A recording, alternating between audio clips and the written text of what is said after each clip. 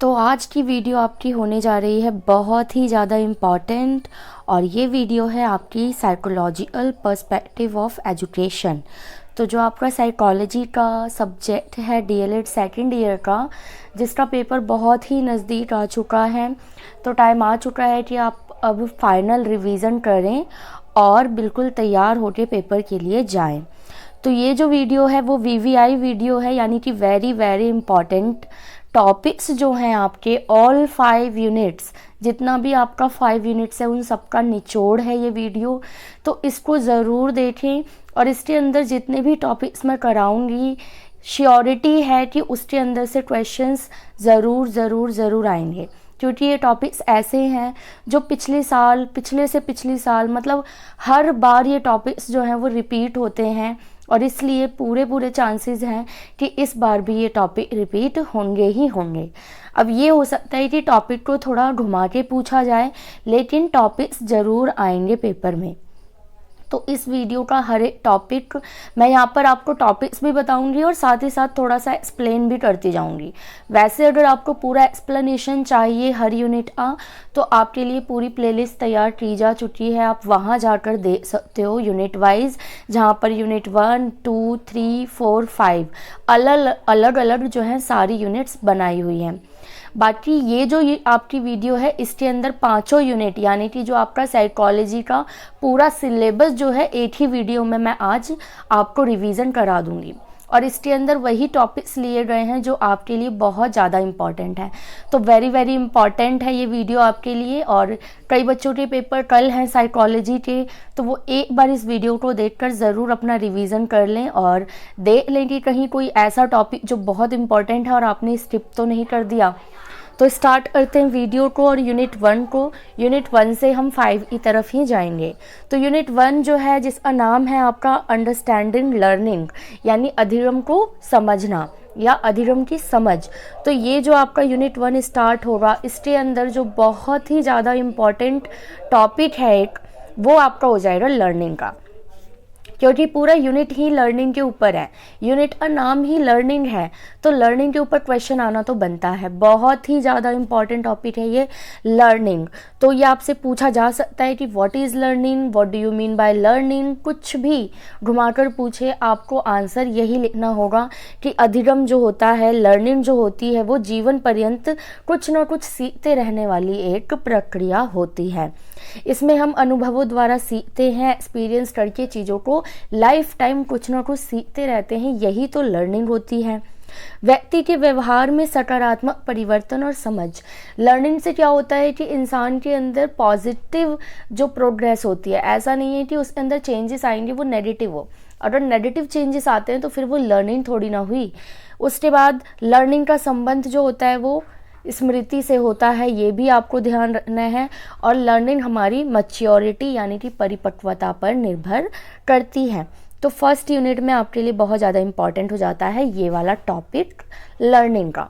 और जब आप किसी भी टॉपिक को बता रहे हैं तो मैं आपको पहले भी बताती हूँ कि उसके साथ आपको डेफिनेशन डिलीवर ज़रूर करनी होगी।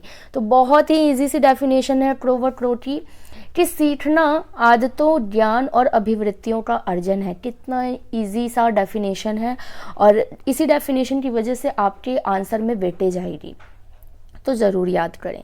उसके बाद आप चलेंगे अगर आगे यूनिट 1 में ही, तो प्रिंसिपल ऑफ लर्निंग होता है, तो आपको वहाँ पर लर्निंग के सिद्धांत बताने हैं। वो इतना ज़्यादा इंपॉर्टेंट नहीं है, मे बी वो ना भी आए, लेकिन जो बहुत उसके बाद अगर आप देखोगे तो आपकी यूनिट 1 में बहुत सारी थ्योरीज दी गई हैं। तो लर्निंग की थ्योरीज़ हैं, जिसमें बहुत सारी थ्योरीज़ हैं, आप उनको ज़रूर पढ़ लें, मतलब बाकी की थ्योरीज़ भी पढ़ के जाएं, मेरी यूनिट 1 की वीडियोस देख लें। लेकिन अगर आप मुझसे पूछेंगे कि उन थ्योरीज़ में से सबसे ज़्यादा इंपॉर्टेंट कौन सी थ्योरी है जिस पर हम ज़्यादा बल दें या फिर ज़्यादा अच्छे से तैयार करें, तो वो थ्योरी आपकी होगी ट्रायल एंड एरर थ्योरी, प्रयास और त्रुटि की थ्योरी। तो इसको ज़रूर याद करें। अगर आपने यूनिट 1 की वीडियो देखी हो तो मैंने वहाँ पर बहुत अच्छे से एक्सप्लेन किया था कि इस थ्योरी के अंदर क्या किया गया था। एक एक्सपेरिमेंट किया गया था जिस पर भूठी बिल्ली को पजल संदूक के अंदर रखकर और बाहर मछली रखी गई थी, और फिर बिल्ली बहुत ट्राई करती है बाहर जाने का, और ये एक्सपेरिमेंट हमारा किया गया था। तो इसमें ये बताए गए थे कि हमें किसी भी चीज़ को सीखने के लिए चाल चाहिए पहले, फिर लक्ष्य चाहिए होता है, फिर लक्ष्य में बाधाएं आती हैं, फिर हम कोशिशें करते हैं और लास्ट में स्थिरता, यानी कि हम अपने लक्ष्य को प्राप्त कर लेते हैं। उसके बाद आपसे क्वेश्चन पूछा जाता है कि इस थ्योरी के नियम क्या दिए गए, इनसे क्या नियम निकले थे। तो 3 नियम बहुत इंपॉर्टेंट थे आपके, तत्परता का नियम, प्रभाव का नियम और अभ्यास का नियम। बहुत ज़्यादा एक्सप्लेनेशन आपको चाहिए तो आप यूनिट 1 की पूरी एक्सप्लेनेशन वाली वीडियो देख सकते हो। मैं यहाँ पर सिर्फ रिवीजन करा रही हूँ और बता रही हूँ कि कौन से ऐसे टॉपिक हैं जो आप बिल्कुल भी छोड़कर नहीं जा सकते। अगर आप घर पे हो और आपका पेपर साइकोलॉजी का होने वाला है तो ये ऐसे टॉपिक हैं जिनको बिना पढ़े अगर आप पेपर में जा रहे हैं तो फिर आपके लिए बहुत ही ज़्यादा रिस्की है ये। तो उसके बाद आपको ये तीनों नियम ध्यान रखने हैं। साथ ही साथ इसके कुछ और भी नियम थे, जैसे समानता का नियम और सहचारी स्थान परिवर्तन का नियम। तो इनको भी ध्यान रखिए और पेपर में मार्क्स के अकॉर्डिंग जो है आप अपना आंसर प्रिपेयर करेंगे। यूनिट 1 में ही आपके लिए बहुत ज़्यादा इंपॉर्टेंट एक और टॉपिक है कि जो डाइवर्जेंट थिंकिंग क्या होती है। ये पहली बात तो आपको पता होना चाहिए कि कन्वर्जेंट और डाइवर्जेंट थिंकिंग में क्या डिफरेंस है। तो मैं थोड़ा सा ऐसे ही बता देती हूँ आपको। कन्वर्जेंट थिंकिंग क्या होती है कि बच्चा बहुत ही सीमित मात्रा में सोच पाता है, और डाइवर्जेंट थिंकिंग इसका उल्टा होता है, यानी बच्चा खुले रूप से बहुत ही एक्सप्लोर करता है अपने माइंड से, विभिन्न तरीके के सॉल्यूशंस को सोच सकता है। तो ये अच्छा है ना डाइवर्जेंट थिंकिंग। तो आपको क्वेश्चन ये आएगा कि डाइवर्जेंट थिंकिंग को नर्चर करने के लिए कौन कौन से उपाय हैं। बहुत इंपॉर्टेंट है, कई बार ये क्वेश्चन आ चुका है, इंटरनल में भी ये क्वेश्चन आया हुआ था आपके, तो इसको ज़रूर पढ़े जाए। तो डाइवर्जेंट थिंकिंग हम चाहते हैं कि हमारा बच्चा डाइवर्जेंट थिंकिंग करे, तो इसके लिए हम क्या करेंगे, उसे उत्तर देने की स्वतंत्रता देंगे कि पहली बात तो हम उसको अपॉर्चुनिटी देंगे कि वो आंसर दे। उसके बाद मुक्त अंत वाले प्रश्न पूछेंगे ताकि वो अपने हिसाब से आंसर को बना सके। भय से मुक्त हो, उसको डर ना हो, किसी बात का दबाव ना हो। सक्रिय कक्षा, हमारी एक्टिव क्लासरूम होनी चाहिए जहाँ पर बच्चे जो हैं वो खुले रूप से पार्टिसिपेट करें। शिक्षण विधियाँ लचीली होनी चाहिए, फ्लैक्सिबल होनी चाहिए। उचित इवैल्यूएशन यानी मूल्यांकन होना चाहिए, और जो हमारी लर्निंग है वो बाल केंद्रित होनी चाहिए। तो इन तरीक़ों से हम डाइवर्जेंट थिंकिंग को नर्चर कर सकते हैं। तो बहुत ज़्यादा इंपॉर्टेंट है ये टॉपिक, आप ज़रूर पढ़ें, इन पॉइंट्स को अपने माइंड में बिठा के जाएँ। नेक्स्ट देखते हैं अब कि बहुबुद्धि। Yes, very very important topic from the unit 1। तो यूनिट 1 का ये भी बहुत ज़्यादा इंपॉर्टेंट टॉपिक है कि बहुबुद्धि सिद्धांत है जो दिया किसने था, गार्डनर ने। इस नाम को याद रखेंगे। और मैं थोड़ा सा बता देती हूँ, इस सिद्धांत के अंदर गार्डनर ने कहा था कि कोई भी बच्चा बेकार नहीं होता, हर बच्चे में कोई ना कोई टैलेंट होता है, बस वो दूसरे बच्चे से अलग होता है। तो इस चीज़ पर इन्होंने बल दिया था और इन्होंने 7 तरह की बुद्धियों का वर्णन किया था, जो कि यहाँ पर लिखा हुआ है। और ये बहुत इंपॉर्टेंट है, ये टॉपिक आएगा आपके पेपर में, तो आप ज़रूर इसको पढ़ के जाएं। इन्होंने तो बताया था भाषागत कि कोई बच्चा भाषा में अच्छा हो सकता है, स्थान अवधारणा, किसी की स्थान को लेकर अवधारणाएं अच्छी हो सकती हैं, वो दिमाग से ज़्यादा सोच पाता है कि कौन सी चीज़ कहाँ फिट आनी चाहिए। शारीरिक गति, जो फिजिकली फिट बच्चे होते हैं जो स्पोर्ट्स और गेम्स में जाते हैं, और संगीतात्मक बुद्धि होती है कुछ बच्चों में जो म्यूज़िक से रिलेटेड होते हैं।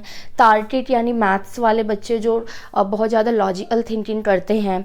अंतः व्यक्ति, ऐसे व्यक्ति होते हैं जो दूसरों की प्रॉब्लम्स को समझ पाते हैं, दूसरों को समझ पाते हैं।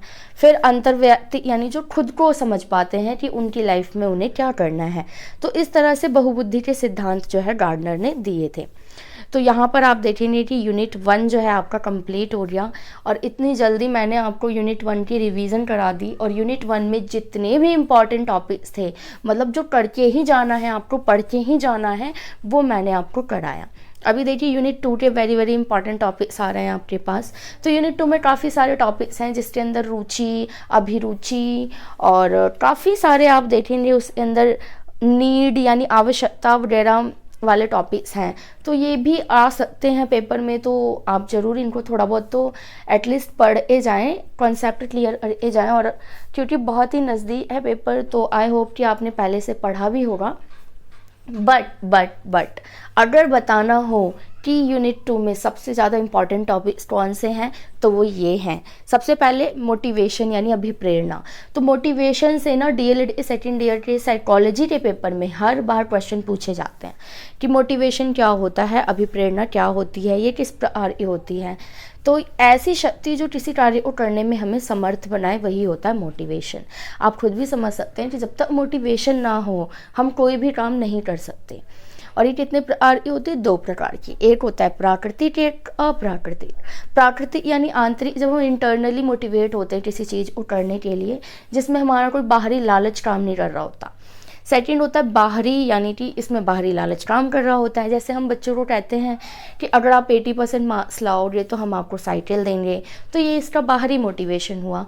लेकिन अगर हम उसको कहते हैं कि अगर आप 80% लाओगे तो आप टॉपर बनोगे, आपको सम्मान मिलेगा, आप अच्छे से चीज़ों को सीखोगे, तो ये उसका इंटरनली मोटिवेशन होगा अगर वो इन चीज़ों को लेकर आगे बढ़ता है। तो यूनिट 2 का बहुत ही इंपॉर्टेंट टॉपिक है आपके लिए मोटिवेशन। नेक्स्ट जो इम्पॉर्टेंट टॉपिक है यूनिट 2 का ही, वो है स्मृति। तो मेमोरी तो बहुत ज़्यादा इंपॉर्टेंट है ये वाला टॉपिक भी, और इंटरनल में भी इससे क्वेश्चन आया हुआ था। 2019 का अगर आप पेपर देखोगे उसमें भी इससे क्वेश्चन आए हुए थे। तो स्मृति क्या है? सीधी सी बात है कि ये याद रखने की एक प्रक्रिया यानी प्रोसेस है। तो इसकी डेफिनेशन देखिए, वुडवर्थ ने कहा कि जो बात सीखी जा चुकी है उसको याद रखना ही स्मृति है। कितनी इजी डेफिनेशन है, इसको अभी ही याद हो जाएगी। आप 2 बार पढ़ेंगे ना, आपको लर्न हो जाएगा। तो स्मृति से क्वेश्चन जरूर आएगा आपके साइकोलॉजी के पेपर में, तो इसको ज़रूर पढ़ें। और इसकी विधियाँ क्या है? हाँ जी, मेथड, किस मेथड से आप बच्चों को स्मृति यानी मेमोराइज कराओगे चीज़ों को, ताकि वो याद रख सके ज़्यादा लंबे टाइम तक। तो आप एक लयात्मक पठन करा सकते हो, जैसे राइमिंग्स बच्चे जल्दी भूलते नहीं हैं, तो उस तरीके से पढ़ाई कराओ। पूर्ण अंश विधि का प्रयोग करा सकते हो। साहचर्य यानी कोरिलेट करके पढ़ाओ। अभ्यास, प्रैक्टिस कराने से भी बच्चे लंबे टाइम तक याद रखेंगे, और दोहराना भी एक तरह की प्रैक्टिस ही होती है। इसके अंदर आप अदर पॉइंट्स भी ले सकते हो। अगर आपको और ज़्यादा पॉइंट्स चाहिए और एक्सप्लेनेशन चाहिए तो आप यूनिट 2 की वीडियो अलग से देख सकते हो। वहाँ पर स्मृति के ऊपर सारे जितने भी 10-12 कम से कम मेथड मैंने वहाँ पर बता रखे हैं। उसके बाद जो इम्पॉर्टेंट टॉपिक है यूनिट 2 में, वो है अधिगम का स्थानांतरण यानी ट्रांसफॉर्मेशन ऑफ लर्निंग। तो आपको पेपर में जो क्वेश्चन आता है वो ये आता है कि इसके एजुकेशनल इम्प्लीकेशन क्या है, शैक्षिक निहितार्थ, इससे हमें पढ़ाई में या लर्निंग और इसमें क्या फ़ायदा होगा। तो आपको यही चीज़ यहाँ पर क्लियर करनी है। तो अगर हम लर्निंग का ट्रांसफ़र करते हैं एक सब्जेक्ट से दूसरे में, तो फिर इससे क्या फ़ायदा होता है? पूर्व ज्ञान का प्रयोग। एक तो बच्चा जो पहले से जानता है उसका यूज़ कर पाते हैं। व्यवहारिक ज्ञान यानी प्रैक्टिकल नॉलेज बच्चे को मिल पाती है। समवाय यानी कोरिलेट करके बच्चा पढ़ पाता है। स्व प्रयत्न यानी बच्चा खुद से भी प्रयत्न करता है, सेल्फ ट्राई करता है। और रटंत प्रणाली से ये दूर रहता है, मतलब बच्चा रटने पे बल नहीं देता, समझता है चीज़ों को। तो जब हम अधिगम का स्थानांतरण करते हैं तो ये सारी चीज़ें हमारे काम आती हैं। बहुत इंपॉर्टेंट टॉपिक था ये आपके लिए, अधिगम का स्थानांतरण। अब नेक्स्ट देखिए, स्मृति, विस्मृति व अधिगम स्थानांतरण को प्रभावित करने वाले कारक। यानी हम आपके यूनिट 2 में जितने भी टॉपिक्स थे, मेमोरी और फिर जो विस्मृति है और ये जो ट्रांसफॉर्मेशन ऑफ लर्निंग है, इनको प्रभावित करने वाले कौन से कारक है, कौन से कारकों से ये प्रभावित होते हैं। तो इन सब के लिए अगर आपको सिमिलर पॉइंट्स लिखने हों, आप चाहते हैं कि अलग अलग पॉइंट्स ना याद करने पड़े, तो कुछ जो कॉमन पॉइंट्स हैं वो ये रहे। वंशानुक्रम का प्रभाव पड़ेगा।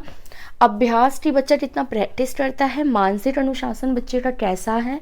अभिप्रेरणा, मोटिवेशन कैसी है। और कॉन्सेप्ट यानी संप्रत्यय समझ यानी कॉन्सेप्ट बच्चे का कितना क्लियर हुआ है, ये डिपेंड करता है उसकी स्मृति, विस्मृति और स्थानांतरण में अधिगम के। तो इस तरह से यूनिट 2 भी आपका यहाँ पर ख़त्म हो गया, और आपने देखा कि यूनिट 2 के जितने भी वेरी वेरी इंपॉर्टेंट टॉपिक थे वो मैंने आपको यहाँ पर ना सिर्फ बताए हैं बल्कि थोड़ा बहुत एक्सप्लेन भी कर दिया है, ताकि साथ ही साथ आपकी रिवीजन हो जाए। बढ़ेंगे यूनिट 3 की तरफ, और यूनिट 3 अगर आप देखेंगे तो इसका नाम है लैंग्वेज लर्निंग यानी भाषा सीखना, भाषा अधिगम। तो पूरा चैप्टर ही आपका भाषा के ऊपर है, ये वाला यूनिट जो है। तो सबसे पहला जो इम्पॉर्टेंट टॉपिक है वो है आपका भाषा अर्जन और भाषा अधिगम में अंतर। तो ये दोनों आप ज़रूर क्लियर करके जाएं कि भाषा अधिगम क्या होता है और भाषा अर्जन क्या होता है। ये मैंने जब आपको यूनिट 3 कराया है उस वीडियो में आप देखोगे तो बहुत अच्छे से मैंने पॉइंट्स डाल के बता रखा है कि अर्जन जो होता है, भाषा अर्जन जो होता है वो बच्चा पैदा होते ही सीख लेता है अपने माहौल से आसपास की। और अधिगम में बच्चे को क्या करते हैं, स्कूल में या किसी संस्था में ले जाकर नियमबद्ध तरीके से सिखाते हैं। जैसे अगर इंडिया की बात करें तो यहाँ पर बच्चा मान लीजिए कोई हिंदी बोलने वाले घर में पैदा होता है तो वो हिंदी सीख जाएगा, लेकिन अगर उसे इंग्लिश सिखानी हो तो फिर उसको स्कूल भेजना होगा, नियम बताने होंगे। तो ये होता है भाषा अर्जन। तो और भी अच्छे से डीपली अगर आपको पॉइंट्स चाहिए तो आप वो वीडियो देख लें। बाकी मैं यहाँ पर सिर्फ रिवीजन करा रही हूँ और इम्पॉर्टेंट टॉपिक्स बता रही हूँ, तो ये टॉपिक तो ज़रूर करके जाएँ आप पेपर में। उसके बाद जो बहुत ज़्यादा इम्पॉर्टेंट टॉपिक है आपके लिए यूनिट 3 का, वो है भाषा विकास के चरण। तो स्टेप्स ज़रूर पढ़ जाएं। इंटरनल में भी आया था 2020 में, 19 में, 18 में। आप कोई भी क्वेश्चन पेपर उठा के देख लो साइकोलॉजी का, आपको ये क्वेश्चन मिल जाएगा। तो इसके अंदर आपको बताने हैं कि अवस्थाएं कौन कौन सी होती है, स्टेजेस कौन से होते हैं। तो दो तरह स्टेजेस होते हैं, एक होते हैं भाषा विकास से पहले की अवस्था और एक भाषा विकास के बाद की या वास्तविक अवस्था। तो पहले वाली में बच्चा तो कोई भाषा बोलता नहीं है, जस्ट वो जब पैदा होता है तो रोता चिल्लाता है, जमाई लेता है, घुड़घुड़ाता है, बड़बड़ाता है यानी बैबलिन, और हाव भाव से इशारे करता है, जेस्चर देता है। ये 5-8 महीने तक के बच्चे के जो आप कह सकते हो कि भाषा विकास से पहले की अवस्थाएं हैं। उसके बाद जो रियल अवस्था स्टार्ट होती है 12 से 18 महीने में बच्चा एक शब्द बोलना सीख जाता है। उसके बाद हम देखते हैं 2 शब्द के लिए बच्चा 18 से 24 महीने यानी 2 साल तक वो सीख जाता है। उसके बाद मूर्त संक्रियात्मक भाषा का प्रयोग करना 12 साल तक बच्चा सीख जाता है। देन हम बात करेंगे 12 के बाद किशोर अवस्था की, तो उसमें बच्चा काल्पनिक और सेल्फ स्टडी ये चीज़ें स्टार्ट कर देता है। और फिर जो लास्ट में स्टेज आती है हमारी यानी किशोर अवस्था के बाद वाली, उसमें बच्चा जटिल वाक्यांश, साहित्य, रामायण, महाभारत, ये सारी ही चीज़ें जटिल से जटिल भाषा को भी सीखने के लिए तैयार हो जाता है। अगला जो बहुत ज़्यादा इंपॉर्टेंट टॉपिक है आपके लिए यूनिट 3 से, वो है अहम केंद्रित और आंतरिक बातचीत। इन दोनों में अंतर क्या है, और आपको इसमें जीन पियाजे और लेव वाइगोत्स्की के एग्जाम्पल्स देने होंगे, जो कि डीपली मैंने आपको यूनिट में कराया है। या आपके पास कोई नोटबुक है, किताब है, वहाँ से आप इसको क्लियर कर लें, या फिर अगर आप वीडियो से करना चाहते हैं तो आप यूनिट 3 की साइकोलॉजी की वीडियो देख लें। मैं उसकी प्लेलिस्ट और डिस्क्रिप्शन में लिंक डाल दूँगी, आप वहाँ से भी जाकर देख सकते हो। अदरवाइज़ चैनल पर हर सब्जेक्ट का जो है प्लेलिस्ट बना हुआ है और प्लेलिस्ट के अंदर सारी वीडियोज़ अवेलेबल है। अब नेक्स्ट टॉपिक देखिए यूनिट 3 का, कि वास्तविक जीवन में जो रियल लाइफ है उसमें और कक्षा यानी क्लासरूम में भाषा का क्या कार्य है, तो फंक्शन क्या है ये बताना है। तो बहुत इंपॉर्टेंट है, भाषा के ऊपर ही पूरा यूनिट है तो ये टॉपिक भी इंपॉर्टेंट हो जाता है। तो पहला संप्रेषण, मैंने दोनों को मिक्स करके कॉमन टॉपिक्स आपको बता दिए, कॉमन पॉइंट्स जो आएंगे। एक तो कम्युनिकेशन संप्रेषण के लिए यूज़फुल है भाषा, सर्वांगीण विकास के लिए, आत्माभिव्यक्ति खुद को व्यक्त करने के लिए, साहित्य और ज्ञान के परिचय के लिए, वातावरण के साथ समायोजन करने के लिए। तो इस तरह से यूनिट 3 के जितने भी वेरी वेरी इंपॉर्टेंट टॉपिक्स थे मैंने करा दिए। मैं आपको एक बार बता दूं कि वेरी वेरी इंपॉर्टेंट टॉपिक्स हैं, मतलब ये तो करके ही जाना है। इसका ये मतलब नहीं है कि बाकी का नहीं करके जाना, बाकी का भी करके जाना है, बट इनको नहीं छोड़ के जाना है, इस बात पर आपको बल देना होगा। अब यूनिट 3 भी हमारी जल्दी से ख़त्म हो गई और यूनिट 4 पे आते हैं हम। और यूनिट 4 आपको पता ही है जिसका नाम हमारा गाइडेंस और काउंसलिंग है। तो यहाँ पर आपका सबसे इम्पॉर्टेंट टॉपिक हो जाता है यही कि मार्गदर्शन और परामर्श में अंतर क्या है। तो बहुत सारे अंतर मैंने आपको यूनिट में करा रखे हैं, अगर आप यूनिट 4 की वीडियो देखोगे तो आप वहाँ जाकर देख लो। बाकी ये इम्पॉर्टेंट टॉपिक है, पढ़े ज़रूर जाना कि काउंसलिंग और गाइडेंस में क्या अंतर है। उसके बाद आपको बताना होगा कि जो मार्गदर्शन है, गाइडेंस है, इसके क्षेत्र क्या क्या हैं। तो 4 क्षेत्र हैं इसके बेसिकली। एक तो शैक्षिक एजुकेशनल जो गाइडेंस दी जाती है, फिर वेबसाइट यानी रोजगार से रिलेटेड जो दी जाती है, और व्यक्तिगत किसी पर्सनल व्यक्ति को दिया जाता है गाइडेंस, और सामूहिक यानी पूरी टीम को या ग्रुप को एक साथ गाइडेंस दिया जाता है जब सेम प्रॉब्लम होती है। नेक्स्ट आपका कि परामर्श की तकनीक कौन कौन से हैं। तो यहाँ पर आपको काउंसलिंग के टूल्स और टेक्निक्स बताने होंगे। तो एक है निर्देशनात्मक परामर्श, जिसमें क्या होता है कि जो गाइडेंस देने वाला है परामर्शदाता वो उस पर केंद्रित होता है। फिर आता है अनिर्देशात्मक, जिसमें जो ले रहा है गाइडेंस या काउंसलिंग वो उस पर सेंट्रिक होता है। और एक होता है समन्वित, यानी कि जिस हिसाब से सिचुएशन के अकॉर्डिंग जो है यहाँ पर डिसीजन लिया जाता है। तो ये अगर आपको डीपली समझना है, अच्छे से पॉइंट्स वगैरह देखने हैं इसके, तो आप यूनिट 4 ई वीडियो देख सकते हो। अदरवाइज़ अपनी किताबों से पढ़ सकते हो। अदरवाइज़ अगर आपको पहले से आता है तो और यहाँ पर रिवीजन कर सकते हो कि ये टॉपिक आपके लिए इम्पॉर्टेंट है। फिर आता है विद्यार्थी अभिलेख, जिसके अंदर संचित अभिलेख और उपाख्यानात्मक अभिलेख, एनेक्डोटल रिकॉर्ड और कॉम्युलेटिव जो रिकॉर्ड है, बहुत बहुत इम्पॉर्टेंट है आपके लिए, तो इसको भी पढ़ के ज़रूर जाएं। फिर आएगा बालकों की व्यवहारिक समस्याएं, ये भी बहुत इंपॉर्टेंट टॉपिक है। मतलब मैं ये बता दूं कि इस वीडियो में मैं जितने टॉपिक करा रही हूँ ना, उसको तो बिल्कुल छोड़ के मत जाना, क्योंकि इन टॉपिक्स को छोड़ना ना पाप है। वरना फिर इसका मतलब हुआ कि आप बिल्कुल तैयार नहीं हो पेपर के लिए, अगर आप ये टॉपिक्स छोड़ कर जाओगे तो इनको ज़रूर क्लियर करके जाओ। तो बालकों की व्यवहारिक समस्याएं कौन कौन सी हैं भाई?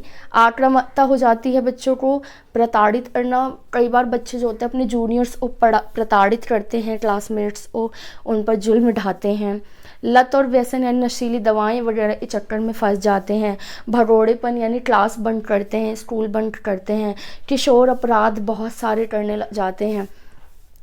तो इन तरीके के जो व्यवहारिक समस्याएं हैं इनको पढ़े जाएं, और इसको दूर कैसे करना है, उपाय वो भी आपको सोचने होंगे और लिखने होंगे।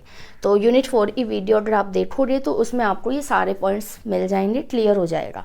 जल्दी से चलते यूनिट 5 की तरफ और कंप्लीट करते हैं अपना साइकोलॉजी का फाइनल रिवीजन और वेरी वेरी इंपॉर्टेंट टॉपिक्स।